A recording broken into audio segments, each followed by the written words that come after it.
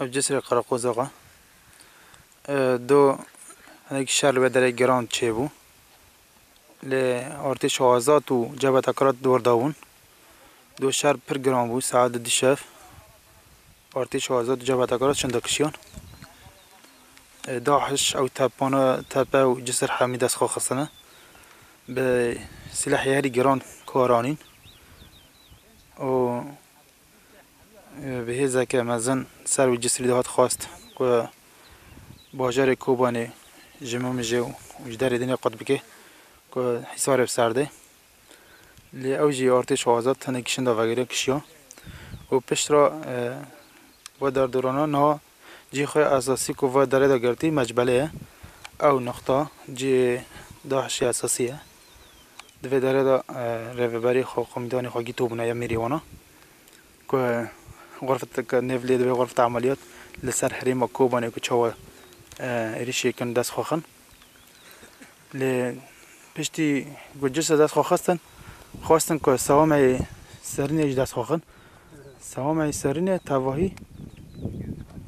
دست شروان نیه پکه دانه دست بیگا شورش ده حتی رو جایی رو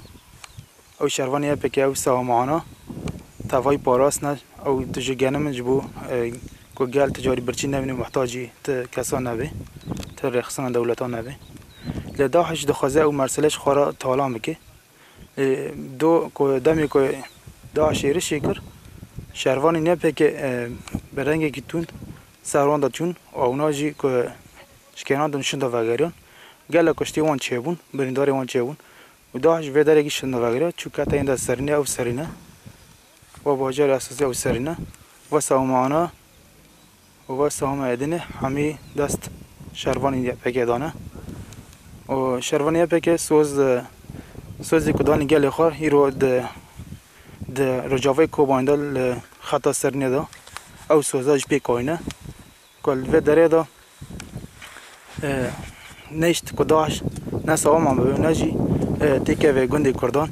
او خواستن او گندی کردان ای رجاوی کوبانی که هنه که بندست بکن